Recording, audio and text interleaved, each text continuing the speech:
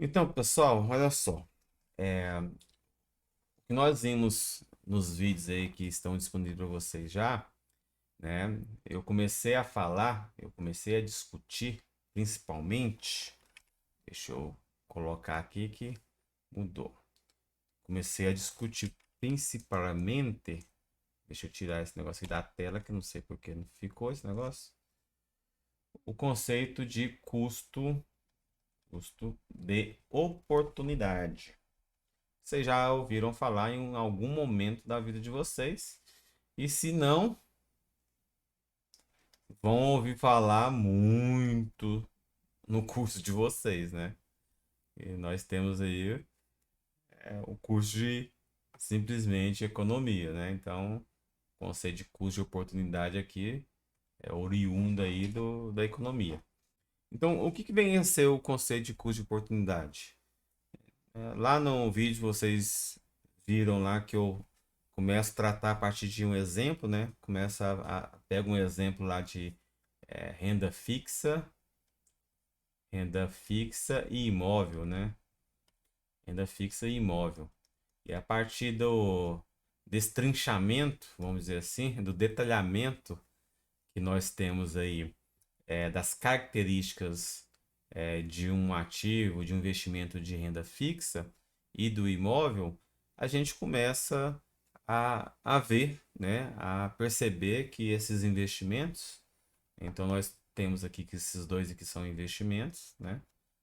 Esses dois investimentos, aí estou olhando do ponto de vista de investimentos, mas o conceito de custo de oportunidade, ele pode ser visto também do ponto de vista até mesmo pessoal, nas suas relações amorosas, nas suas relações afetivas, enfim. Né? Eu apresento aqui no ponto de vista de investimento dentro do campo de finanças, porque é a nossa área, certo? É o que a gente está vendo aqui. Mas a gente pode pensar em outros contextos também. Então, assim, a gente começa a falar um pouco sobre as características de um investimento e de outro, né? Da renda fixa e do imóvel. Então, nós temos aqui primeiro o detalhamento das características de um e de outro, certo? Características de um e de outro. Cá entre nós, esses investimentos, eles não possuem as mesmas características, né? Se a gente fosse, por exemplo, pontuar aqui algumas características da renda fixa. O que nós temos aqui na renda fixa?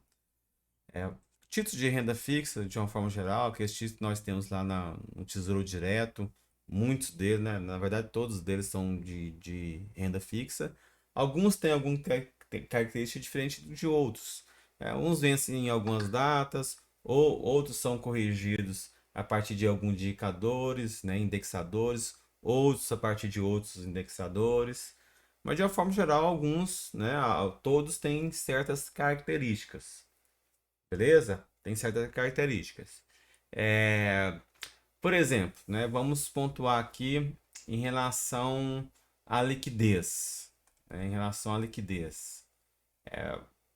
Não, em relação à liquidez não. Vamos pensar aqui em termos de o que você recebe dele, né? Ou. Pessoal, tá com algum problema aí? O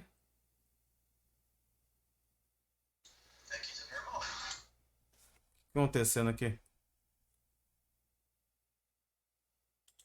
Alguém começou, pôs para gravar aqui, pessoal, é isso? É porque não precisa pôr pra gravar aí, não. Eu gravo offline, que a qualidade é melhor. Certo? A qualidade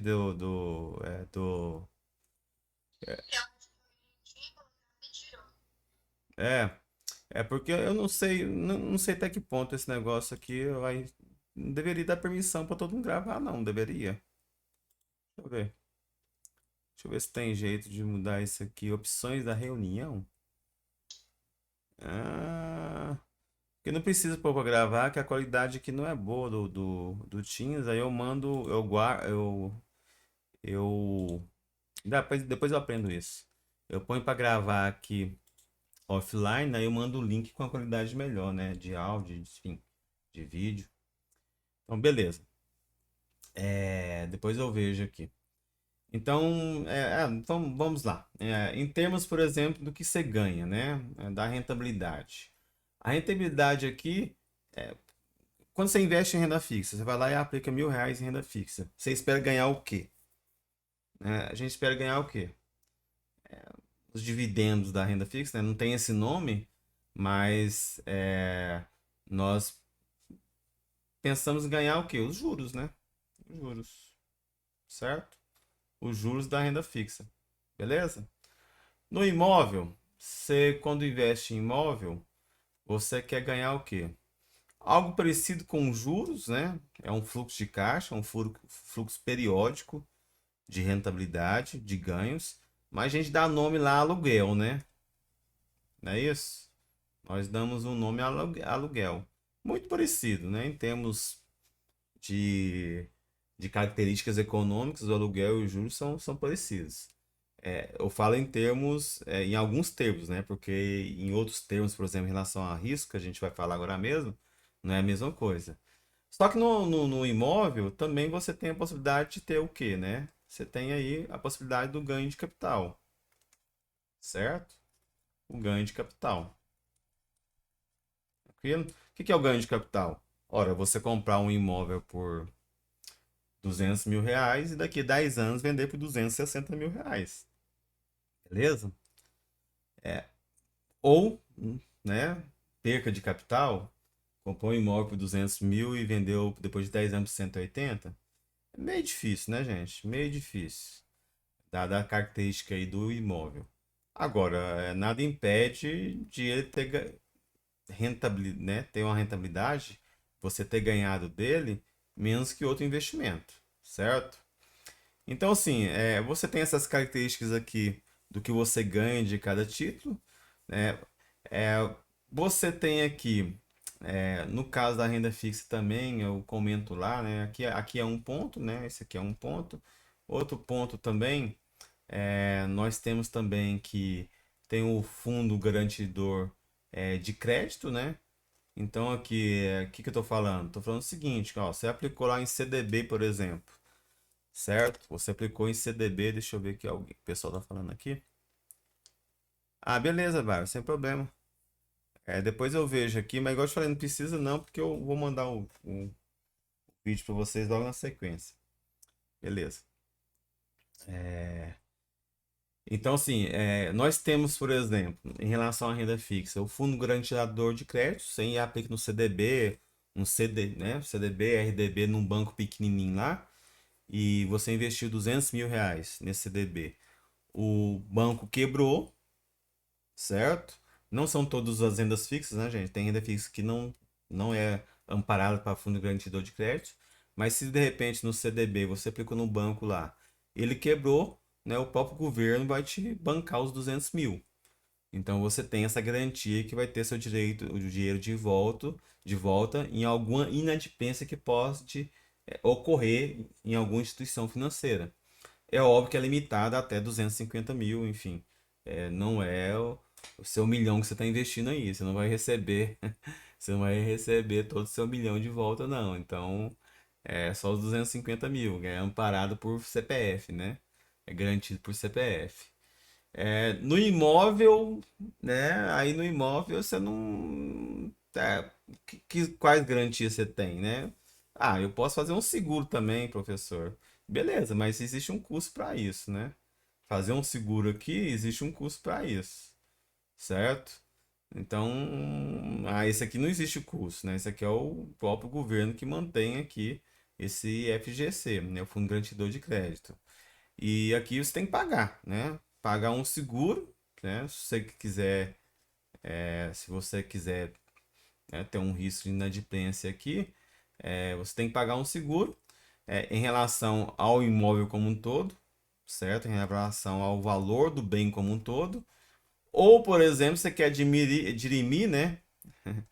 Você quer dirimir o risco da cessão do seu fluxo de caixa, do aluguel. Ah, professor, vou colocar numa imobiliária, porque na imobiliária é mais difícil do pessoal me dar o calote, né?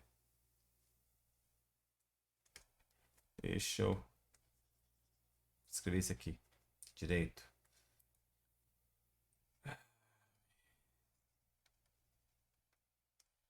É, na imobiliária é mais difícil o pessoal me dar o calote, né? E então eu coloco no meu imóvel na imobiliária, que aí beleza, não vai ter problema de aluguel. O que que vocês acham? Não, né, gente? Mesmo assim, mesmo assim, você vai ter problema aqui se você colocar na imobiliária. A única coisa que vai acontecer é o seguinte, ó, você vai pagar 10% do seu imóvel, do seu bem, né? 10% do aluguel como taxa de administração, taxa administrativa. Ok, a imobiliária vai te auxiliar ali em relação ao aluguel, na entrega das chaves, seja para locação, seja na hora de sair, vai fiscalizar, mas o cara lá, né, vai ajudar a dirimir o risco, né, porque na hora de selecionar o locador lá, ele vai é, pegar pessoas que realmente têm uma probabilidade de risco menor devido à variação de crédito, certo? Você vai ter essas circunstâncias é, melhores dentro da imobiliária, mas pode ter uma eventual inadimplência de todo jeito. E tiver tendo essa eventual inadimplência do aluguel, quem vai pagar, quem vai incorrer nos custos é você, certo? A imobiliária vai repassar esse custo para você. O máximo que ela vai fazer é colocar disponível para você lá o quê? Os advogados dela para te ajudar, certo? Mas no mais, você tem esse custo de todo jeito, né? Se tiver uma inadimplência. Então, assim, você tem um risco maior de uma forma geral em relação ao aluguel do que receber os juros. Isso é fato. Da mesma forma, né, tem um problema muito importante aqui, ó. Tem uma coisa muito importante aqui que é em relação aqui não tem, né? Aqui nós não temos interrupção são dos fluxos de caixas, certo? Aqui pode ter, né? Aqui pode ter interrupção são dos fluxos de caixas. O que é do fluxo de caixa que eu estou falando? Estou falando do valor que você recebe como juros, certo? Estou falando isso aqui, ó. Ó. O que você recebe? O que é o fluxo de caixa aqui? É o juro aqui, no caso, né? Da renda fixa. O que é o fluxo de caixa aqui? Ora, é o aluguel aqui do imóvel, certo? Então, eu coloquei, né, recapitulando, eu coloquei esses dois investimentos aqui em confronto, certo? Renda fixa e imóvel, para apresentar um conceito do custo de oportunidade. Estamos chegando lá. De uma forma geral, o que eu estou falando? Estou delineando as características de cada um do investimento para mostrar para vocês que os investimentos possuem características diferentes, certo? E é por isso que existe o conceito de custo de oportunidade. E ele é tão importante no nosso contexto, certo? Então, assim, você investiu lá 3 anos, comprou um título de renda fixa de 3 anos e ele promete pagar juros de 6 em 6 meses, principalmente se for do governo brasileiro, por exemplo, né? O governo norte-americano, que seja, vai estar lá 6 meses, meu. Pode contar, 6 meses, né? 6 meses você vai ter o dinheiro lá na sua conta, certo? Vai ter. Agora, no aluguel, concorda comigo que, beleza, você alugou ali no primeiro ano, primeiro, segundo, terceiro ano para um locador muito bom, né? Um locatário muito locatário, colocador, sei lá, esqueci qual que é os termos aí, né? Você alugou ali para uma pessoa muito boa, pagou direitinho, certinho, não deu problema, tava lá na imobiliária, tudo bem, você gastou lá 10% de custo de transação, não foi líquido para você, né? 10% foi para a imobiliária do seu aluguel. E você simplesmente chegou no terceiro ano, entrou numa crise, e aí simplesmente você demora, como eu já vi histórias, já colegas conhecidos já passaram por isso. Eu não, porque eu não alugo casa, né? Mas ficaram ali 8 meses, 9 meses para alugar o imóvel novamente. 1 ano para alugar o imóvel novamente, certo? Então, assim, aqui no imóvel você pode ter uma interrupção desse fluxo de caixa. No caso aqui na renda fixa, muito difícil, beleza? Então, olha só, né? As características sobressaindo. Nossa, professor, do jeito que você está falando, né? Do jeito que você está falando, meu Deus, não, e o imóvel é ruim demais, é melhor renda fixa. Calma aí, não é bem assim, né? Muitos, Estela, muitos estão. Pode entrar lá nas páginas do Tesouro Direto que você vai ver. LTC, né? LTA, letras de câmbio agropecuárias, letras de câmbio. Ah, tem um rol lá, certo? Não lembro de cabeça não, mas muitos estão. Aí contratam jagunços, né, ali para o povo pagar. Então, já falando nisso aí, eu li seu comentário aqui, eu lembrei de uma coisa. O que que acontece? Tem outra coisa também aqui, né? Então, a gente falou já que se você quiser ter o seguro do patrimônio, você tem que pagar por ele, né? Ah, o seguro do patrimônio.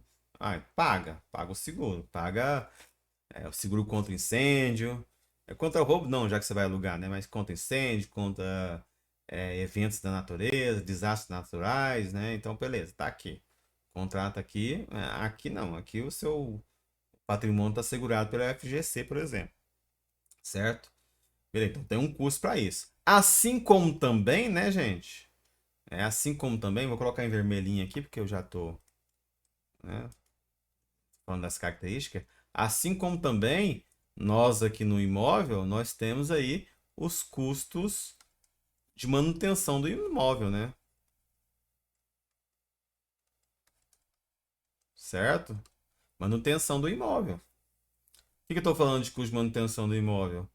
Ora, esse mesmo cara que alugou o imóvel por 3 anos, o cara pagou bem demais, legal, nossa, que bom, que inquilino tão. Ah, lembrei do termo, né? Que inquilino tão bom para pagar, não deu um probleminha, olha só que legal. Aí quando ele saiu da sua casa lá, a imobiliária foi lá fazer a vistoria, a sua casa acabada e o cara simplesmente foi embora, arrumou uma coisinha ou outra. Vai você lá gastar 1 ano de aluguel para consertar tudo que o cara estragou, hein? Os custos de manutenção, certo? Então, o bem, né, enquanto ativo físico, vai depreciando ao longo do tempo. Vai depreciando, você vai ter que manter, certo? Então, tem que manter. Então, aqui também no imóvel, nós temos custos de manutenção. Ali do outro lado, da renda fixa, não, não tem custo de transação. No máximo vai ter se de repente você começar a organizar seus investimentos tudo numa corretora e ter que pagar custo de custódia, de manutenção na sua instituição financeira e tal, mas são coisas bem pequenas, ilusórias, enfim, bem mínimas comparado a um custo de manutenção de um imóvel, por exemplo, certo? É, Pois é, não, mas calma aí, não, calma aí, a gente vai chegar numa conclusão, né? Não é bem assim não, não é bem assim não. Calma aí.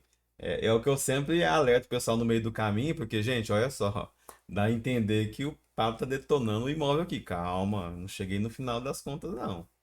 Não cheguei, certo? Olha só. Outra coisa também, né? Outra coisa também. E aí vale tanto para um como para o outro, que talvez é um dos principais, né? Uma das principais, vamos dizer assim, características uma das principais características diferenciadoras dos dois investimentos, né? Que é o quê? A questão relacionada com, vou até colocar de letra maiúscula aqui, gente, ó. Liquidez. Liquidez. Talvez é algo que é difícil de mensurar, mas que é muito valorizado por todo mundo, certo? Para todos os investidores. É muito difícil de mensurar, vamos dizer assim, mas é algo que deve contar muito, mas contar muito na sua tomada de decisão na hora do investimento. Olha, em relação à liquidez, vamos lá. É, Renda fixa, né? Você investiu ali na renda fixa, dependendo da característica que você quer você quer, você enquanto perfil de investidor, né? E quanto perfil de necessidade da maturação do seu investimento, você vai de repente comprar um CDB para um ano. Ah, vou comprar o título do governo lá que está para vencimento em 2025, né? 2025 e tal. Você pode comprar e organizar como você quer vencer, né, o vencimento desse título. E você simplesmente também pode acontecer de comprar, né? Comprar o investimento, a renda fixa. Depois de 6 meses, existe um mercado secundário. Se você quiser desfazer da posição, vender, é possível, certo? É possível. Dependendo dos títulos que você pode fazer aí, né? Que você precisa ficar com ele até o final, você vai perder o quê? Vai perder a rentabilidade do período, por exemplo. Poupança, né? Poupança é renda fixa. Eu não cito mais exemplo de poupança. No começo, lá atrás, quando eu comecei a dar aula, né, dessas questões aqui, eu podia citar a poupança como exemplo, porque a poupança estava bem, né? Não é ruim igual é hoje. Eu citava como poupança. Então, por exemplo, no caso da poupança, né? A liquidez da poupança. Você tem lá 200 mil investido na poupança. E aí, de repente, precisa tirar de um dia para o outro. O que que vai acontecer em termos de perder a rentabilidade? Ah, você não vai ganhar a rentabilidade daquele mês, certo? Você vai ganhar a rentabilidade daquele mês. É isso que vai acontecer, é líquido. Você precisar do dinheiro, seu dinheiro está investido na poupança. Se precisar do dinheiro, seja para qualquer outro fim, por questões de saúde na família, e o que mais pega, né? Por questões de outro investimento muito bom que você está prospectando para ganhar mais dinheiro ainda. Vai lá e pega. Tá na mão. Não é difícil você pegar e resgatar o valor investido na renda fixa. Aí eu citei exemplo como a poupança, é só ir lá e catar o dinheiro. Você pode deixar simplesmente o seu dinheiro na conta corrente, igual por exemplo, agora eu aprendi tem uns 2 meses a ter conta no Nubank, né? Eu nunca tive, mas abri lá só por outras questões aqui. Eu tenho minha conta normal, tal, mas abri só para ver. E tá lá, tá rendendo um CDI, tá lá parado e rendendo CDI, certo? Então tá ganhando. Então, e quando eu quiser sacar, eu saco o dinheiro, tá lá, transfiro, faço Pix para pagar um ou outro e tal. Então, assim, tá lá o dinheiro na mão. É a mesma coisa do imóvel? É a mesma coisa do imóvel?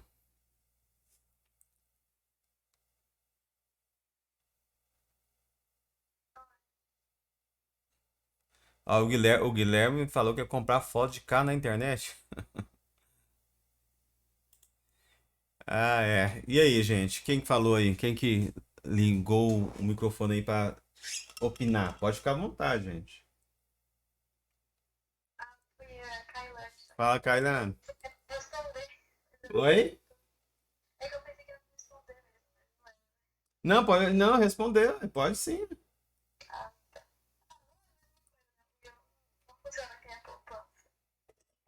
Em relação à liquidez, não é a mesma coisa, né, gente?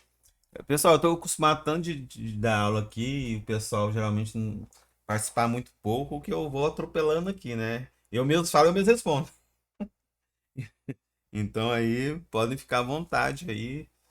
Eu faço questão de parar aqui para ouvir vocês, porque eu tô cansado de só eu falar, os vídeos só eu falando e assim por diante. Fala, Murilo.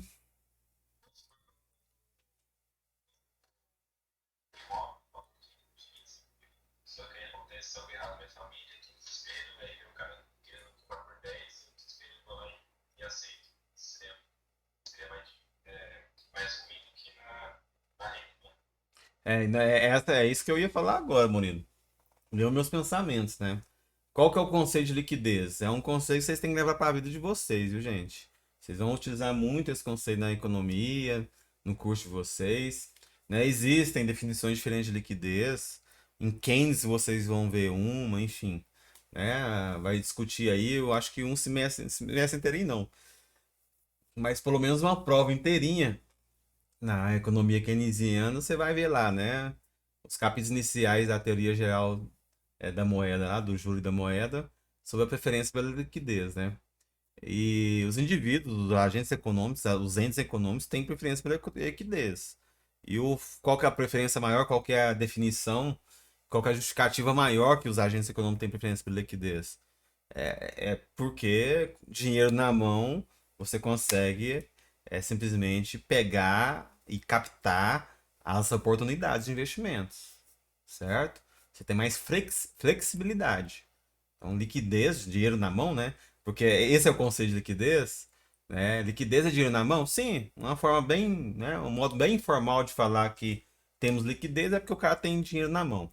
Mas especificamente liquidez, se a gente fosse, vamos colocar aqui, ó, vamos colocar aqui, o negócio aqui deu problema aqui, que não sei que não estava na tela correta, certo? Deixa eu. Ei, pessoal, esses negócios aqui tá me passando raiva. Desde domingo aqui. Comprei um negócio aqui, fui instalar, não deu certo. Até então o negócio tá só complicando minha vida. Meu Deus do céu. Aí, vamos lá. O que que é aqui, ó? Conceito. Esse negócio aqui não é muito bom, não, hein? Essa cor aqui não é muito boa, não. Peraí. Vamos colocar essa cor aqui? Então, vamos colocar aqui. Aqui, ó. Essa aqui é mais melhorzinho. O que que vem a ser o conceito de liquidez, gente? Então, assim, o conceito de liquidez é a capacidade de um ativo, de um investimento, né? A capacidade de um investimento, um ativo, investimento, se tornar dinheiro, né? Porque é a forma mais líquida e válida, né? Dinheiro doente, dinheiro. É a capacidade de um ativo de investimento se tornar dinheiro. E aí é onde que vem a questão chave, né? Sem perder valor. Porque se perder valor, já era. Sem perder valor. Certo? É, imóvel, o que vocês acham? Né? É a rapidez, né? A capacidade, a rapidez com que. A capacidade, rapidez com que o investimento, né? O ativo se torne dinheiro sem perder valor. Ora, você tem 200 mil em renda fixa. Precisou dele, rapidinho você consegue colocar aí na sua conta para fazer o que seja o que você quiser. É, 3 dias, talvez você consiga fazer isso. Agora, o dinheiro. Tem um investimento, né, um imóvel que vale 200 mil reais. Vale 200 mil reais no mercado, né? Foi precificado. Por analogia, você sabe, vale 200 mil porque os mesmos apartamentos no mesmo prédio foi vendido por 200 mil nesses últimos 6 meses. Então, é aí 200, 210, 205, é por aí. Você sabe que vale 200 mil, no mínimo, beleza? Agora você precisa de vender ele em 3 dias. Cara, é muita sorte você vender em 3 dias, né? Agora, mas se abrir a boca e falar o seguinte, ó, por favor, meu corretor de preferência, vai lá Fernando, você levantou a mão, né? Você tá aí muito tempo vendo levantar a mão, meu? Tá, tá. Então, assim, geralmente dá um toque no fone também, ô Fernando, demais aí, porque eu vou confessar pra você, viu, Fernando? É a primeira vez que eu vejo alguém levantando a mão nesses 2 anos. Não tava nem vendo aqui. Me chama atenção mais no áudio mesmo, beleza? Então, olha só. Deixa eu só terminar o raciocínio, então. É... qual que era o raciocínio? Nu. Ah, então igual aqueles memes, né? O cara... É, é isso. O imóvel. O imóvel, você pega e entra em contato aí com o seu corredor de preferência e fala o seguinte, ó, cara, negócio é o seguinte, eu tenho aquele imóvel lá que você me ajudou a comprar, tô precisando demais da conta do dinheiro, tô precisando demais da conta sim. Pelo amor de Deus, vende ele pra mim aí, eu entrego de 150 mil. Aí vai conseguir, ele é óbvio. Talvez até ele vai comprar, né, pra revender depois. Porque tem um imóvel no mercado que vale 200 mil, o cara tá vendendo por 150, 120, 130. Aí beleza, aí você consegue. Mas perdeu o valor, né? Agora, tem no prédio mais 15 apartamentos no mesmo nível, né? O mesmo padrão, mesmo parecido, 200, 205, 210, 195 e tal. Você tá concorrendo entre eles, né? Tá concorrendo, beleza. Então, sim, você consegue transformar esse imóvel, esse apartamento em dinheiro, mas perdendo valor. E isso não acontece, por exemplo, né? E se acontecer de uma forma bem tênue, bem pouca na renda fixa, certo? Então, é uma questão que diferencia bastante esses dois investimentos aí, renda fixa e imóvel. E no final, né, no frigir dos ovos, tem alguma outra característica ou outra que eu de repente esqueci? Pode ser que sim, mas vamos lá. Eu acho que as principais já foram. Sim, tem a questão da previsibilidade dos fluxos de caixa, né? Eu falei sobre a cessão ou não cessão dos fluxos de caixa, né? Interrupção ou não. Mas você também tem a questão aqui da previsibilidade, né? Dos fluxos de caixa, certo? Se você está contando, né? Se você está contando aí como um potencial, é, você está contando como aí a outra coisa que eu esqueci também. Minha esposa chega agora, eu acho que eu tranquei a porta ali. O Margarida demora a chegar um pouco. Se você também está contando com ganho de capital, com um potencial, né, de rentabilidade do imóvel, você tem um ganho, você tem simplesmente uma previsibilidade diferente aí. O que eu tô falando? Tô falando o seguinte, olha, na renda fixa, gente, você sabe quanto você vai ganhar. Você já sabe quanto você vai ganhar ali. Você investiu 100 mil e vamos supor que você comprou um título que paga rentabilidade de 6 em 6 meses, certo? E tá te prometendo ali 3% em 6 meses, então você vai ganhar 3 mil depois de 3 meses. Aí se, né, depois de 103 mil mais 3% mais 3 mil, mais ou menos, né? 3 mil depois de mais 6 meses, e assim por diante. Você já definiu e está fixado quanto você vai ganhar no começo, certo? No começo. No imóvel tem o aluguel, que de repente pode permanecer o mesmo durante um ano, 2 anos, durante o período do contrato. A única coisa que vai acontecer de ano em ano vai ser, né, suplantada aí pelo GPM, tem a indexação, certo? Agora você está esperando também de repente ganho de capital. Por que eu estou investindo em imóvel? Como é o que acontece na maioria das vezes. Por que eu estou investindo em imóvel? Olha, eu estou querendo comprar um imóvel por 200 mil, ele valorizar, é por isso que eu estou investindo em imóvel, simplesmente por isso, ele valorizar e daqui a 5 anos, 6 anos, sei lá, qual que é o meu perfil, né, que eu estou querendo, vender por 250, 260, certo? Beleza, pode ser, mas você tem certeza que daqui 5 anos vai realmente valorizar os 25%, 25% não, né? 20% mais ou menos que você quer? 25%, né? 200 mil, 250. 25% que você quer? É isso mesmo que vai acontecer? Você não sabe, né? Talvez muitos de vocês estão aí. Apesar que esses 2 últimos anos foram tão atípicos, né? Não dá nem para exemplificar. Mas teve uma onda aí de setor imobiliário muito grande, ou seja, muito aquecido de 2009 até 2000 aqui no Brasil devido ao programa Minha Casa Minha Vida, né? 2009 até mais ou menos uns 2016, 17, enfim, alguma coisa 18, 19, enfim, né? Então assim, né, uns 10 anos muito aquecido o setor imobiliário. Não que esteja tão desaquecido assim, porque também é um dos setores que menos sofreu aí com a pandemia, né? Então, assim, o que que acontece? Não, você acha que o imóvel só sobe, né? Mas ó, vai ter ganho de capital fatalmente. Mas não é bem assim, né? Eu lá atrás, quando eu comecei minha carreira profissional, comecei trabalhando como office boy, né? Mas logo na sequência eu fui trabalhar em administrativo de imobiliária. Na época eu saí porque foi uma quebradeira geral no setor imobiliário. Em um único ano, o imóvel desvalorizando 20%. Então, se você tem um objetivo, talvez, de um pouco de curto prazo, comprando um imóvel agora, para vender daqui 1 ano, 2 anos, pode acontecer. Não é tão comum, mas pode acontecer de no médio, no pequeno, né, no curto e médio prazo, o negócio desvalorizar em vez de valorizar. Ou simplesmente não valorizar nada, ou valorizar de forma ínfima. De forma que os custos de transação, custo de transferência, porque o custo de transação de imóvel é alto. Você comprou, você tem que pagar taxas. Você vendeu, você tem que pagar taxas, né? Cartórios e assim por diante. Enfim, então pode ser que você não ganhe nada. Fatalmente vai ter uma valorização. O que eu estou falando? Você comprou um imóvel de R$ 200 mil hoje, daqui a 10 anos ele vai valer mais. Fatalmente. Por quê, gente? Por que vai valer mais? O que vocês acham? Fiquem à vontade de falar.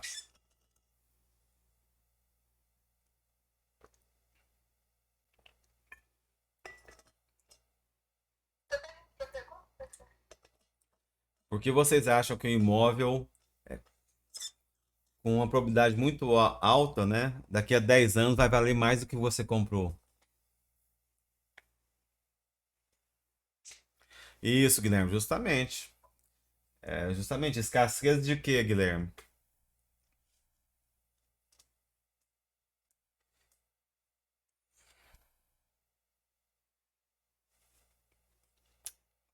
Escassez de pedaço de terra, né? Escassez de pedaço de terra. Então, assim, terrenos, justamente, Breno. Então, assim, temos aí 7 bilhões de pessoas no mundo, daqui a 10 anos vai ter 8 bilhões e o tamanho da Terra tá o mesmo, né? Então, assim, é isso que vocês estudam em economia, não é?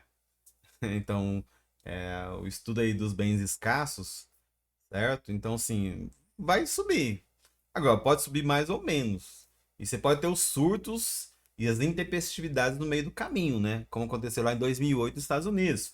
Como dizem, né, que está para acontecer na China, o setor imobiliário na China, certo? Então, assim, pode acontecer de você perder dinheiro com o imóvel numa perspectiva de médio prazo, né? Não é certo que você vai comprar o imóvel e vai ter ganho de capital, certo? Então, assim, gente, de uma forma geral, o que eu quis apresentar, agora concluindo, tá dando um fechamento aqui, né? Justamente, já era construível, ô Guilherme, né? A não ser que a gente vaza para Marte, né, Murilo? Então, assim, de uma forma geral, o que que eu quis apresentar aqui com esse exemplo, né? Quem viu os vídeos lá já captou a mensagem, é claro. Mas é a coisa que eu não podia deixar de falar, gente. Infelizmente é muito importante isso aqui. O que que eu quis dizer aqui? Gente, renda fixa e imóvel tem características diferentes. São investimentos diferentes. Poderia citar exemplo de outros investimentos, tantos outros infinitos que existem.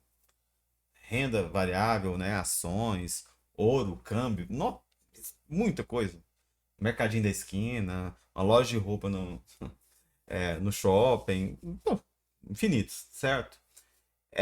Eu apresentei esse, teve de ser mais perto da nossa realidade, imóvel, muita gente investe em imóvel ainda, e renda fixa, né, que é um produto financeiro talvez o mais simples possível aí, que não tem tantas coisas para se discutir. Para mostrar para vocês o seguinte, ó, eles têm características diferentes e, consequentemente, né, isso impacta no risco deles. Vocês concordam comigo que. Eu não vou fazer essa pergunta, eu gosto de fazer essa pergunta, mas fazer essa pergunta aqui remotamente é chato. Em sala de aula a gente discute, enfim, demora 10 minutos só para concluir essa questão, né? Mas assim, vocês concordam comigo que o imóvel, pelo tudo que eu falei, tem um risco maior do que a renda fixa? Sim, pelo tudo que eu falei. Ó, professor, você só falou, só meteu o pau no imóvel, né? Que caramba é essa? Só meteu o pau. Não, eu só quis mostrar e evidenciar de uma forma geral, gente, que o imóvel ele tem um risco maior do que que poupança, né, renda fixa, que a renda fixa.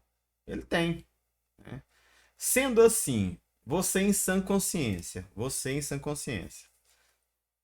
sabendo que os riscos são diferentes.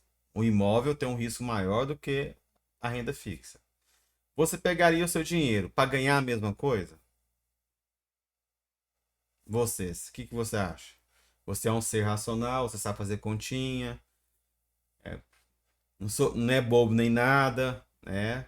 Tem essa noção que não precisa ser nem formado em economia, administração, contábeis para ter essa noção. Seu avô de 85 anos que nunca entrou na escola, ou foi só até a quarta série, sabe? O meu avô, que estudou até a quinta série, tem essa noção. O avô da minha esposa, porque os meus já faleceram, né? Então, assim, tem essa noção. Você está quase que inato ao ser humano, né? Como algumas teorias neoclássicas colocam aí para vocês, né? Então, tem essa noção. Então, assim, eu investiria, para ganhar a mesma coisa, eu investiria na renda fixa, porque o risco é menor. Ah, é, professor, então quer dizer. Pois não. Fernando, Eu tenho uma dúvida vai e eu lá. acho que é um bom momento criticá-lo porque tem a ver com o que você está dizendo. Pois não. Até a exposição presente, a renda fixa parece muito mais atrativa do que os imóveis. Sim, sim. Mas aí me surge a seguinte dúvida. Em períodos de expansão econômica, existe um boom muito grande dos mercados imobiliários. E partindo do pressuposto que as pessoas não são irracionais, e principalmente que elas são aversas a risco, por que isso acontece se a renda fixa é tão superior? É, vamos lá. Então, eu ia concluir justamente isso aí. Vamos lá, vamos ver se eu vou te ajudar, Fernando. Então, assim, tudo que eu falei agora parece que a renda fixa é atrativa, ou seja, é mais atrativa que do imóvel do ponto de vista do risco, né? É menos arriscado, ok? Mas as pessoas não investem só porque é menos arriscadas. Por que existe investimento em imóvel ainda? Justamente porque, sabendo de um risco maior, as pessoas também querem ganhar mais. Então a ideia é o seguinte, ora, ok, gente, dentro de um contexto em que os dois pagam a mesma coisa, eu vou olhar para o risco. Qual que é o menor risco? Ora, eu vou naquele de menor risco, não sou bobo nem nada. Agora, dentro de um contexto, certo?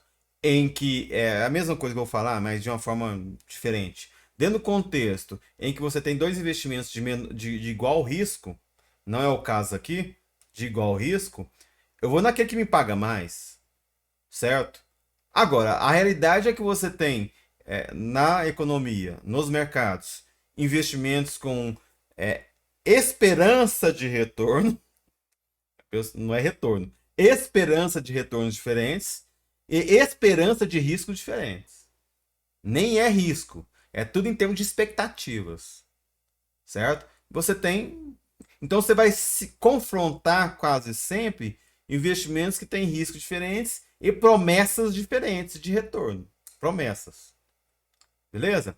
Então, por que existe imóvel? Porque o cara quer ganhar mais. Ó. Ele sabe que o imóvel é um pouco mais arriscado do que a renda fixa.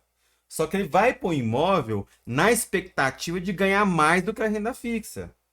Então, ele está incorrendo em maior risco para ganhar mais. Porque não faria sentido ele incorrer um risco maior para ganhar a mesma coisa ou menos. Certo? Então, assim, e as pessoas, elas pensam, não só no dia, né, não é que as pessoas pensam, né? Não deveriam pensar, essa que é a questão. Como o Fernando falou, né? Agentes racionais sabem fazer continhas, tomam decisões assertivas, né? Do ponto de vista de vocês aí, na teoria da utilidade, pontuando bem os custos-benefícios, certo? Da teoria do produtor também, né? Principais variáveis, preço e demanda. No caso aí, do consumidor, preço e utilidade, né? Utilidade, satisfação, enfim. Aqui também, os dois principais itens de tomar de decisão, risco e retorno, né? Tem a liquidez também, mas a liquidez é meio mais complexa, enfim, não vem ao caso. Então, risco e retorno, né? Essa trade-off entre risco e retorno. Então, o que que acontece? Essa diferença, ela é colocada na balança na hora de tomar a decisão, né? E agora eu vou concluir, né? Já que talvez eu, eu já tenha dados o que eu preciso para essa discussão, vou concluir com vocês aqui o seguinte, ó. É justamente isso que a gente está falando. Vamos lá. Então, se eu tenho aqui, ó, dois investimentos, vou colocar nessas duas tríades, né? As duas principais tríades que nós estamos vendo aqui. Vamos colocar aqui risco. Risco. Muitas vezes é colocado aqui como sigma, né?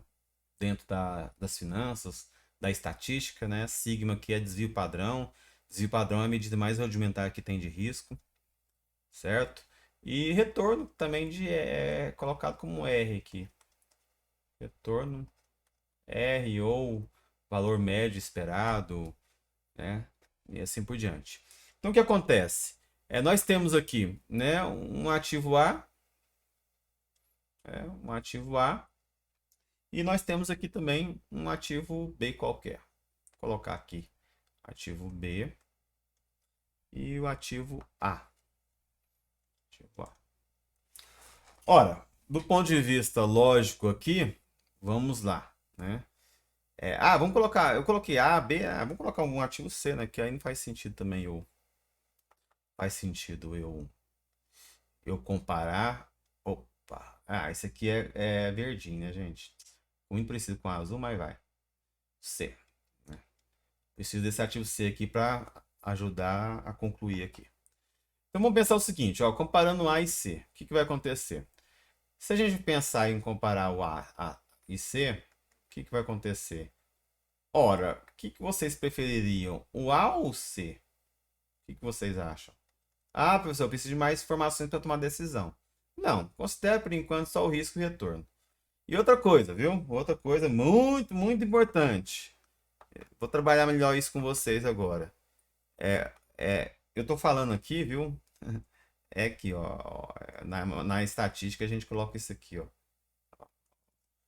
Retorno e risco esperado, viu? Retorno e risco esperado. É o E do retorno. É o E do risco. É a expectativa, a esperança matemática. Tudo em termos de expectativa. O que eu tô falando? Tô falando que é aquela frase célebre, né? Que vocês ouvem todo dia. Quanto maior o risco, maior o retorno. Ou ao contrário, quanto maior retorno, maior o risco. Não tá muito certo, não. Quanto maior a expectativa de risco, maior a expectativa de retorno. Quanto maior a expectativa de retorno, pode esperar que esse ativo também tenha um maior risco. Tudo em termos de expectativas. Então quer dizer que eu não vou investir em investimentos arriscados? Sim, existem os investimentos arriscados e existem gente para executá-los. Existem gente para comprar essa briga. Só que é o tal negócio, eles só vão nesses investimentos arriscados porque esperam muito retorno deles. Né? Ou da mesma forma, você vai investir no investimento arriscado, mas vai exigir um retorno muito alto que compense esse risco que você está incorrendo. Certo? Então é tudo em termos de expectativas. Eu estou falando isso por quê? Porque simplesmente você vai pegar os históricos das ações e fazer uns recortes anual, 2 anos, 3 anos, 5 anos, e vai confrontar os ativos e vai ver que aquilo não realizou do jeito que você esperava. De repente você vai ter uma ação que pagou um valor muito alto e o padrão dela foi baixinho, o risco foi baixo. E compara com outra que de repente pagou nada e o risco foi altíssimo. Aquilo lá saiu da curva, aquilo lá no longo prazo, em termos de expectativas, da teoria de expectativas adaptativas, vocês vão aprender no curso também, não se realizou. Então podem ter coisas que não se realizam conforme a teoria, mas essa é a nossa expectativa. É isso que eu espero, em termos de risco e retorno. Certo? Só faz sentido eu tomar uma decisão hoje, na data zero, investir, por exemplo, entre A e C, né? Aliás, eu tenho que escolher entre A e C. Só faz sentido eu investir aqui, né? Esperando um ou outro. Eu tenho que escolher entre um e outro. Só faz sentido eu investir em qual aqui, gente? Só faz sentido eu investir no. Vou colocar aqui, né? Só faz sentido eu investir no C. Por quê? Porque simplesmente para um mesmo retorno aqui de X, ou desculpa, para o mesmo risco, né, um risco de X. Professor, como você mensurou o risco? É uma ciência à parte. Você tem ciências atuariais que é só para isso, que junta contabilidade, finanças e estatística para computar os riscos financeiros e econômicos. Então isso aqui existem modelos e modelos, tem que dominar a estatística avançada para mensurar risco. Certo? Então não vem ao caso de como eu mensurei. Então, para o mesmo risco X aqui, eu tenho um investimento C aqui que paga, aí sim, retorno é mais tranquilo, né? 15%. Investimento A que paga 10%. Ora, eu não sou bobo nem nada, eu sei fazer continha, eu vou em C, né? Ora, eu tenho um risco esperado de X. E a expectativa de ganho no investimento C é 15%, no investimento A é 10%. Eu agora, na data zero, no tempo zero, estou tomando essa decisão e vou concluir que eu vou ir no investimento C. Porque com o mesmo risco ele me paga mais. Certo? Agora, olhando e confrontando o investimento C com o B, né, também chegamos em conclusões parecidas. Deixa eu pagar isso aqui. Vocês entenderam que é expectativa, né? Então, aliás, apesar que eu não poderia ter colocado nem esse. Poderia ter colocado nem pretinho aqui para melhorar, né? Nossa conclusão. Tinha que colocar aqui, ó. Expectativa. Então é expectativa do retorno. Certo? Da mesma forma aqui, é expectativa do risco. Então vamos lá. Estou olhando aqui agora o B e o C. Olha, o investimento C promete. Opa! O investimento C promete um. Promete, não, a gente espera de um investimento C um risco de X, do investimento B um risco de Y. Certo? E o retorno? O retorno é 15%. Eu que não sou bobo nem nada, vou investir no que, gente? Ainda no C, né? Ainda no C. Certo? Ainda vou investir no C por quê? Ora, porque para o mesmo retorno, ele me dá um menor risco. Só por isso. Então significa o quê, gente? Significa que o investimento C domina os outros dois. Aí vocês vão aprender esse negócio de dominar. Aí é aqui que surge, viu? As curvas de utilidade. Então vocês estão aprendendo lá as curvas de utilidade na teoria do consumidor. É isso? Tem as curvas de utilidade na teoria do produtor. Vocês vão vendo em microeconomia 2, né? E aí tem a curva de utilidade do investidor, certo? Então, do investidor. Vocês vão ver onde? Não, não vê isso em economia, não. Pelo menos na economia de vocês, da UFO, não, né? Você vai ver só na FGV, na USP, enfim. E aí você tem as curvas de utilidade do investidor. Certo? Então é assim que se forma. Beleza. Então, olha só. Aqui o investimento C é dominante. Agora, comparando, aí fica mais difícil agora, né? E se eu quiser comparar agora o B e o A. Tá? B e A. O que é o B e o A? Ora, o B e A já é meio complicado, né? Não? Ora, aqui o que acontece? O que acontece a diferença aqui, né? O B, ele tem um risco Y maior, né? E promete pagar 15%. Beleza. Paga mais. O investimento C é um risco menor, X, né? E promete pagar menos também, 10%. Então, o que acontece? Acontece o seguinte, gente, que essa diferença aqui, ó, essa diferença aqui entre C e A, desculpa, entre B e A, é o que nós chamamos de prêmio pelo risco. Aí, prêmio pelo risco do quê? Do investimento A em relação ao B, porque aí você tem o termo prêmio pelo risco de mercado, que é quanto que o ativo ganha a mais do que a média do mercado, prêmio pelo risco pela taxa livre de risco, quanto que o ativo paga mais do que a taxa livre de risco, a mais do que a poupança, o CDI, e assim por diante, certo? Então você tem o prêmio pelo risco e, então, professor, beleza, vou para o ativo B, então. Não, não é bem assim. Olha, agora você tem que avaliar. Aí não vou entrar em detalhes, existe muita questão relacionada aqui, mas tem que avaliar, de uma forma geral, a sua preferência pelo risco, o seu perfil enquanto investidor. Se é um cara mais o seu perfil como investidor, a sua necessidade imediata, né? A sua perspectiva de investimento atual, enfim, né? Você tem que avaliar um punhado de coisa, muitas vezes do ponto de vista comportamental, intrínseco. Ora, eu vou em B? Ora, posso ir em B. Porque eu, nesse momento agora, estou querendo ganhar mais, mesmo sabendo que vou incorrer em maior risco. Ah, não, eu tenho um perfil muito conservador, então assim, eu prefiro ficar aqui, ganhar os 10% mesmo e ter menos risco, então tá beleza. Mas o fato de você ter investido no B ou no A não são escolhas inconsistentes. Não está errado investir em B e não em A. Não está errado investir em A e não em B. Não está errado. É uma questão de escolha a partir do seu perfil de investimento. A mesma lógica lá a mesma logiquinha lá que vocês têm lá na teoria do consumidor. Tá na mesma curva, né? Tá na mesma curva de utilidade aqui, ó. Pode estar na mesma curva de utilidade, certo? Então, assim, é uma questão de perfil. Agora, isso aqui, né, essa diferença entre C e A, por exemplo, né?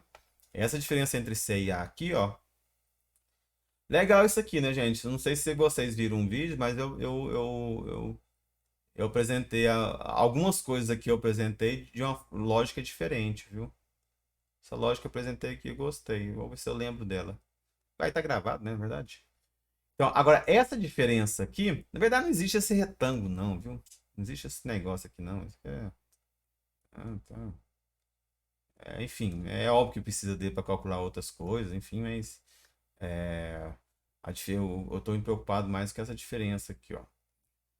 Agora, essa diferença aqui, eu chamo prêmio pelo risco.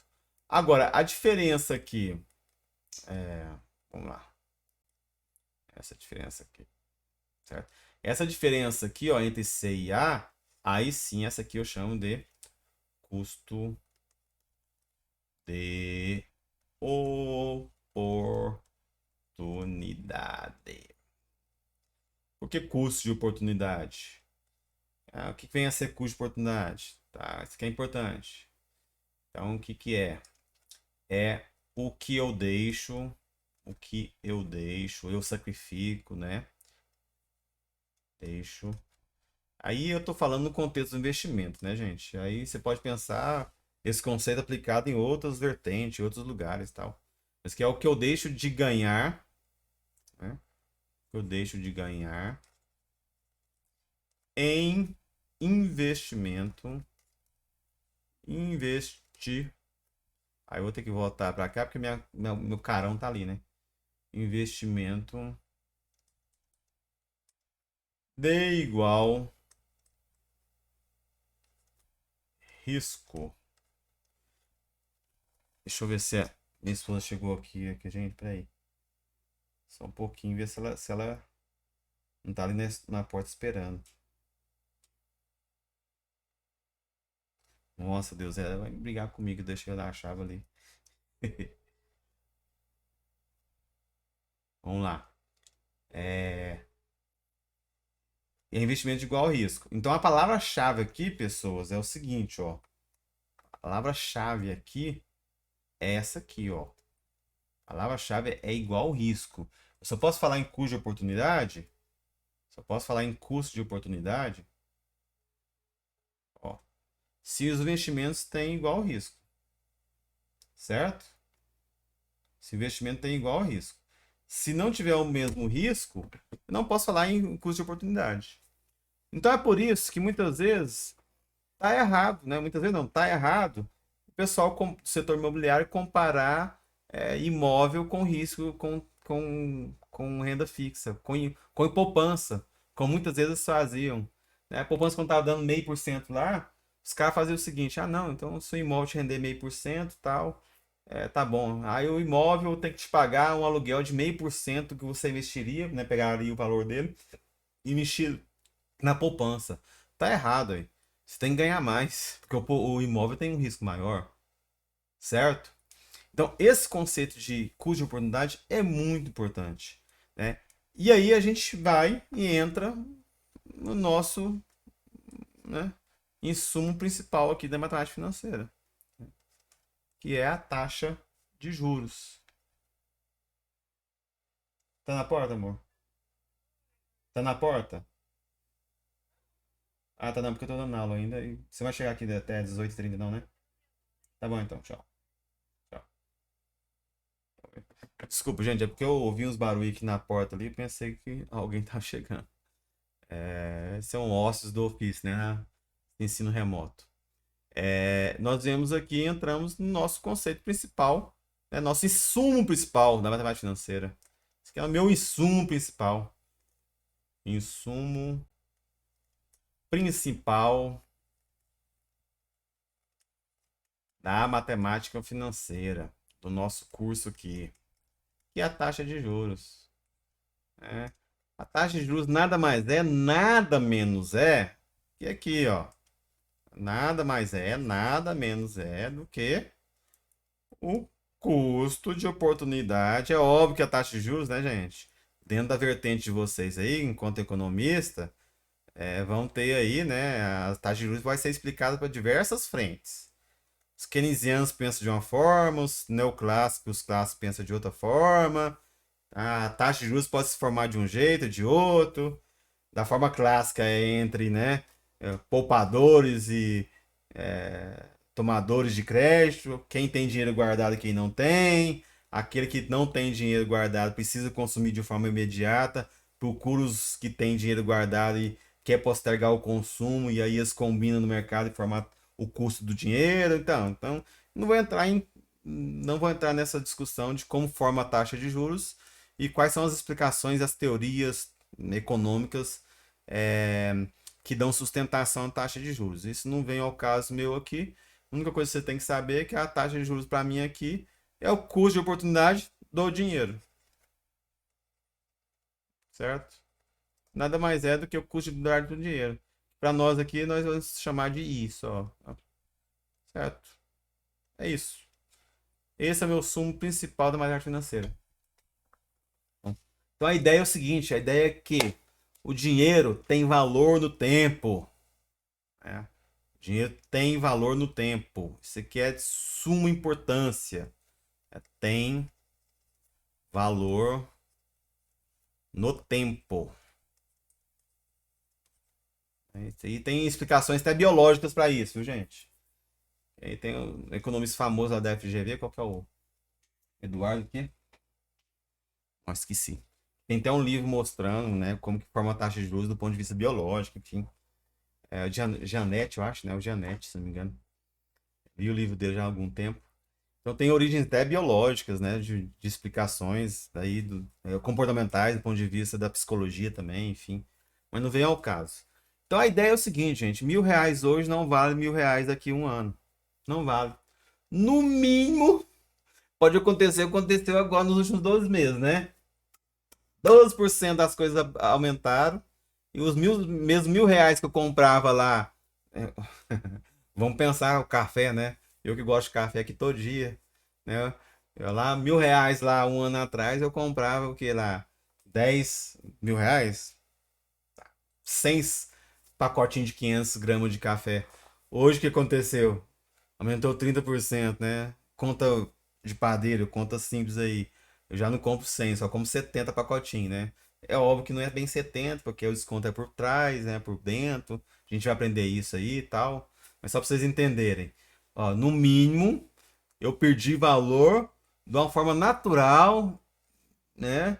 De forma que os preços vão aumentar, tudo vai subir no longo prazo, de uma forma geral, nem que seja um pouquinho, mas vai.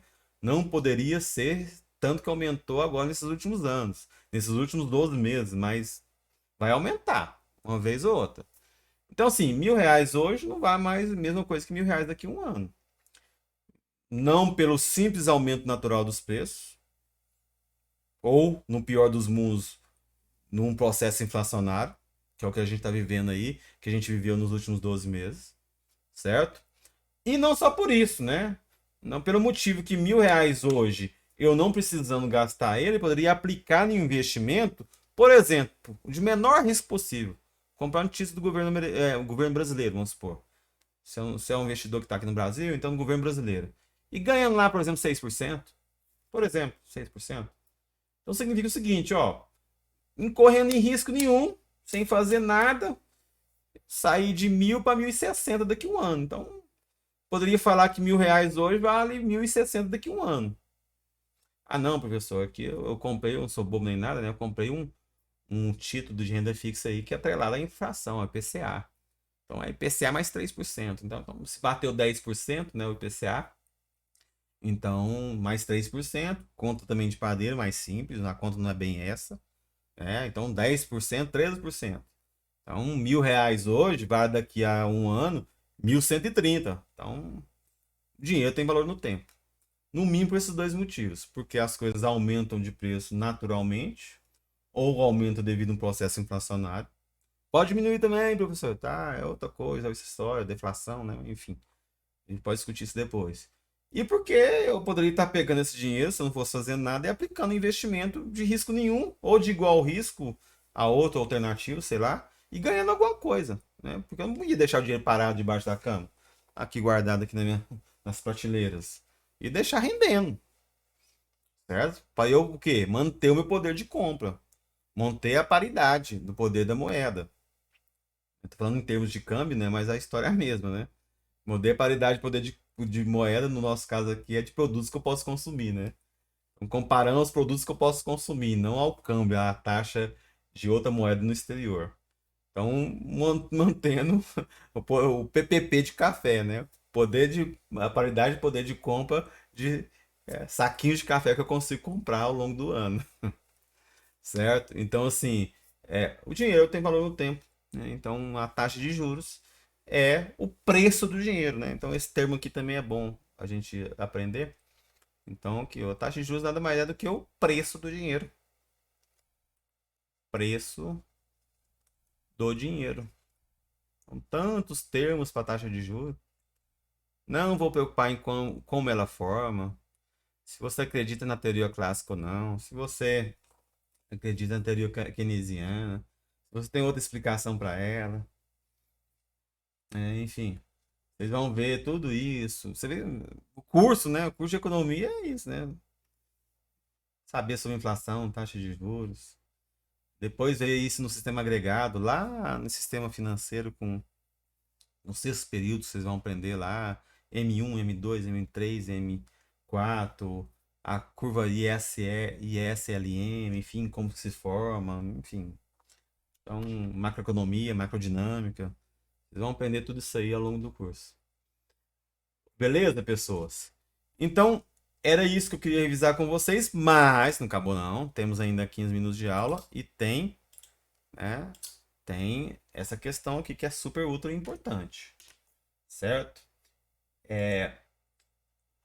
Alguns conceitos fundamentais que eu tenho que falar para vocês também, em termos de elementos fundamentais. Isso vocês vão ver ao longo de toda a apostila. Quem viu os vídeos, né? Tá lá também. E quem leu aí o primeiro capítulo da apostila tá lá também, né? São os elementos básicos que a gente apresenta. A fórmula fundamental nossa é colocada do seguinte modo. A gente tem algumas continhas lá, mas bem, como eu falei, umas contas bem simples. Então, assim, a gente tem lá a fórmula nossa fundamental. Ora, o montante, que é o valor final, nada mais é do que o valor presente, que é o C, mais os juros. Certo? Esses aqui são os termos, viu? Em mão é montante, C é valor presente, capital, e J é os juros. Isso aqui pode ser desdobrado, né, da seguinte forma, na sua forma mais básica, e aí eu estou falando ainda de juros simples, a gente vai ver o módulo 2 também em juros simples, para depois entrar em juros compostos. Você pode desdobrar isso aqui também da seguinte forma: M é igual a C, que multiplica 1 mais I, né? Aqui é juros simples ainda, calma. 1 mais IN. Tá? Isso significa o quê? Ora, aquela história que eu acho que a gente não precisa nem de colocar aqui, vamos dizer assim, né? Não precisa ser economista, não precisa ser formado em nada para entender isso, não, né? É aquela questão que a gente já sabe. Aí eu tenho. Nossa, mas que setinha feia do caramba, hein? Meu Deus do céu, não vou fazer uma setinha única, pronto. Ai, ficou bonitinho. Belezinha. Aquela história que a gente já sabe. Aí eu tenho 100, certo? Coloquei lá, poupança que seja. Ganhei depois de um ano 6%. Beleza? Tinha 100, ganhei 6%. 6% de 100, 6. 6 mais 100, 106. Ah, essas duas formas aqui traduzem esse raciocínio. Certo? O montante, que é o final. Esse montante é o final que você vai ter depois de ter investido o C, que é o capital inicial. Então, o nosso exemplo aqui 100 é o C. Os juros que eu ganhei foi quanto? Foi R$ 6. Mas de onde que veio esses R$ 6? Ora, foi a aplicação de 6% durante o período em análise, no caso aí é o N, né, sobre o 100, sobre o capital inicial. Então vamos colocar os termos aqui para nós aqui, definir bem aqui, ó. Então quando eu falo M aqui, eu falo o montante. Aprenda esse termo, mas a gente vai acabar usando outros termos equivalentes, viu? Vou colocar para vocês aqui os outros termos equivalentes também. Montante. Aí nós temos o C, que é o... Vou colocar aqui também capital inicial ou capital. Né? Pode ser capital. Aí o I eu já falei para vocês, né? O I aqui não vai mudar, não. O I vai ser sempre, sempre a taxa de juros. Aqui esse termo não muda. Aliás, muda sim, né? Na verdade, lá no desconto, que a gente vai ver o modo que vem também, a gente chama de taxa de desconto. Em essência, é tudo muito parecido, só que a taxa de desconto incide sobre o montante e não sobre o capital, certo? Então aqui é a taxa de juros. E para nós, no primeiro momento aqui, esse N aqui é o período, mas ele pode ser obtido também lá no juros simples, por exemplo, no desconto, por exemplo, como pode ser entendido também como o período de antecipação do título, por exemplo. Mas é período, é N. Período. Certo? Então, olha só. Esse montante também pode ser entendido. Aí eu vou colocar para vocês já. Esse montante também é a mesma coisa que valor futuro, viu? Valor futuro, VF. Ou do inglês, que vocês vão ver aqui o professor esquecido, que direto tá falando o termo em inglês em português, que ele confunde tudo, que trabalha com os dois ao mesmo tempo, constantemente. Uma hora eu falo VF, outra hora eu falo FV, porque VF no Excel que a gente já trabalhar, o meu já está em português, então é VF. Na HP que é em inglês é FV. Então, assim, tudo a mesma coisa, viu, gente? É tudo a mesma coisa. Então, aqui, ó. É tudo a mesma coisa. VF ou FV, só o termo em inglês diferente. Né? Que lá no desconto também, a gente vai chamar de VN. Isso aqui eu tô falando, gente, porque vocês de repente vai ver outra bibliografia e vai ver esses termos aí, vai ver essas siglas aí, certo? O capital, esse capital aqui, ele também é entendido como VP, valor presente, ou do inglês PV, certo? Ou também VA, valor atual, tá? Ou simplesmente só V, por exemplo, valor, tá? VA, valor atual, tranquilo? Então, tenham isso aí em mente. Outra coisa importante, que aí eu vou ter que dar uma corridinha já, mas não, a gente vai perder nada não. Qualquer coisa vocês acharam que eu passei aí os carros na frente do boi, vocês dão uma olhada lá no último vídeo nosso, viu? Das discussões conceituais, que lá eu perco uns 12 minutinhos falando sobre isso. Vamos lá. Então, outra coisa importante também, talvez vai parecer um pouco irrelevante agora, mas vai por mim. Isso aqui é bem importante. Principalmente quando a gente chegar lá em equivalência de capitais, enfim, tá? Que são os diagramas de caixa, viu, gente? Esses diagramas de caixa aqui, ó. Diagrama de caixa, o que eu tô falando? Falando o seguinte, a gente vai convencionar a fazer a linha do tempo, tá? Esse aqui é o tempo, beleza? Esse tempo aqui pode ser mês, ano, semestre, quinzena, pode ser qualquer coisa, dependendo aí do contexto, certo? Então, a linha do tempo, ou simplesmente, né, já que a gente está falando que tempo aqui é N, né, então ln, certo? Então, a gente tá aqui colocando a linha do tempo e a gente vai, convenção, viu, gente? A gente vai convencionar. Tá? Por que é assim? Porque a convenção é assim. Tá? Convenção é assim. A gente vai convencionar a simplesmente a gente ter na linha do tempo, quando eu coloco setinha para baixo ou quando eu coloco setinha para cima, eu estou falando de setinha para cima, entrada de dinheiro, valores positivos, tá?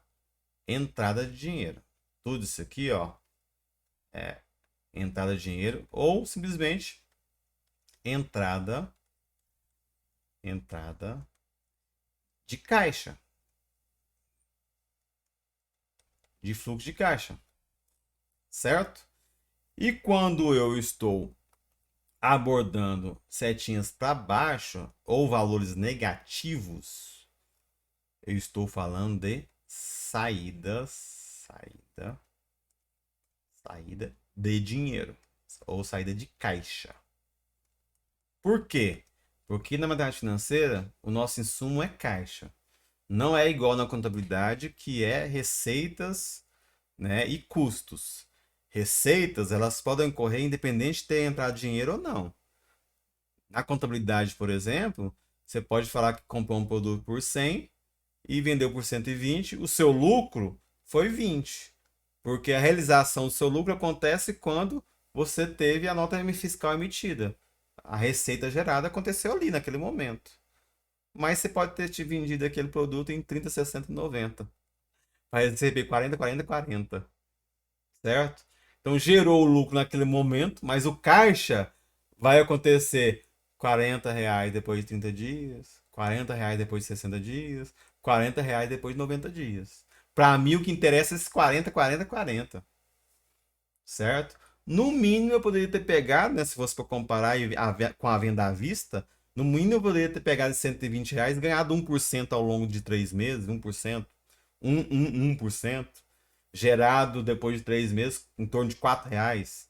Né? Aquela velha história, né? Os R$ 120 agora não vale o mesmo R$ 120 daqui a 3 meses. Vale 124, certo? Então, é isso, viu, gente? Então, aqui na matemática financeira, né, a gente trabalha com caixa. Entrada e saída de dinheiro. Essa entrada pode ser efetiva ou não. Por quê? Porque que na matemática financeira, o deixar de ganhar é uma saída de caixa. Deixar de entrar, né, é uma saída de caixa. E deixar de perder, deixar de sair, é uma entrada de caixa. Vocês vão perceber isso em alguns enunciados, em alguns contextos. Podem ficar tranquilo, pode ficar confuso agora, mas a verdade é essa. É que tenham isso em mente. A gente tem algumas nuances, umas diferenças em relação à contabilidade. Não sei se vocês estudaram as contabilidades do semestre passado, acho que tem contabilidade geral lá, né?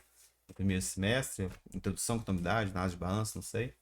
Então tem algumas nuances lá em relação à contabilidade. Em termos da forma de taxa, só lembrando o seguinte, viu, gente? Vocês vão ver lá na apostila lá uma formulinha bem genérica da taxa de juros. Deixa eu colocar no mesmas nomenclaturas que eles colocam lá para não confundir vocês. Eu acho que é I dividido por. Aí ele coloca P lá, mas a gente tem que colocar N aqui, se não me engano, quer ver? Para não confundir, ficar adotar a mesma. Não, parça. A taxa nada mais é, né? A taxa nada mais é do que J dividido por C, né? Claro, claro. E agora o que mais importa por enquanto para mim é isso aqui, ó. AOP. O que é AOP? Ao período. Né? Qual período? Não sei. Não sei. O contexto aí vai te falar. Mas o fato é, não existe taxa de 2%. Não existe. Existe taxa de 2% ao mês. Existe taxa de 2% ao ano. 15% ao bimestre. 15% ao ano. Então a taxa você não pode falar só o valor dela, não. Você tem que falar o valor dela e no período que ela está sendo calculada, computada, considerada. Certo? Então, tenham isso em mente. Sempre a taxa em relação a alguma coisa. No linguajar do meu dia a dia, né? No dia a dia, eu falando com vocês aqui, nós entendemos no dia a dia. Nós entendemos que essa taxa ela está colocada na forma percentual, né? Beleza?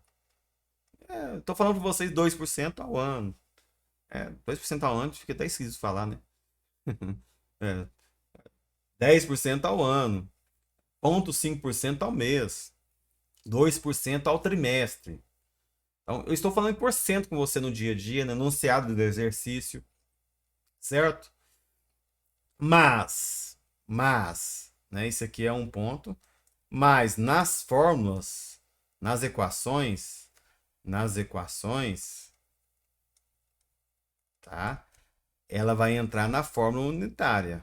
Na forma unitária, tá? Então, se eu falo que a taxa é de 1%, por exemplo, né? Então, aqui, ó. Então, vou fazer o seguinte, né? Vou pegar aqui, ó. Esse exemplo aqui. Se eu falar que a fórmula é 1%, aí, então qual que é o montante depois de ter investido 100? Ah, qual que é o montante? Então, quer dizer que é investido 100, é 100 aqui durante um ano. Né? Durante 12 meses a 1%, beleza?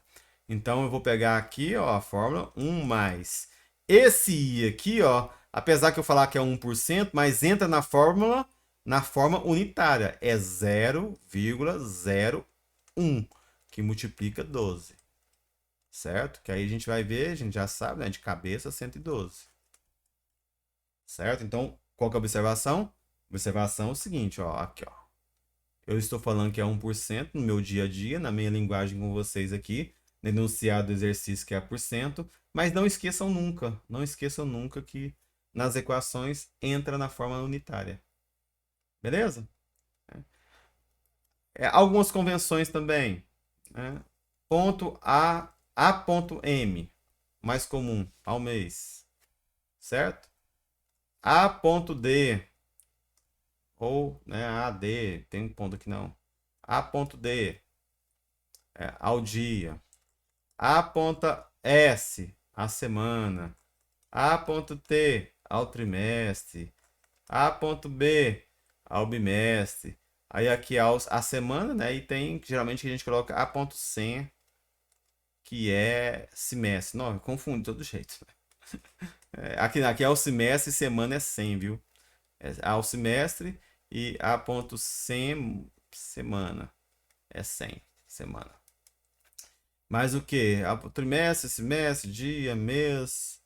É isso aí. Os mais comuns é aí quando eu quero colocar 2 anos, biênio. Biênio, enfim. Aí a gente vai falando isso no dia a dia. É no nosso decorrer aqui do curso. Beleza, pessoas? Tranquilo? Então, assim, essa aula eu preferi pegar esses conceitos, porque são conceitos que a gente vai usar demais da conta. Na verdade, são os conceitos que norteiam a metade financeira. E também a parte matemática desse módulo é mais tranquilo, mas de qualquer forma, viu, pessoas? Na aula que vem, na aula de sexta, que vocês não precisam assistir, não vão estar aqui, mas eu vou deixar disponível para vocês aí no canal do, do nosso Teams. Aí não vou tratar de novo isso aqui, eu vou fazer exercícios, mas exercícios relacionados com isso aqui, ó, com o pessoal, porque aí eu vou assumir que eles tiveram mais tempo de ver o que já está disponível, porque eles têm aula na sexta, então tiveram a semana inteira, né? Então eu vou fazer mais exercícios relacionados com essas fórmulas aqui, ó. Beleza? Aí quem tiver disponibilidade, quiser ver antes de fazer a prova, avaliação, sexta-feira vai estar lá mais uma horinha e pouco de vídeos, beleza? Tranquilo, pessoas?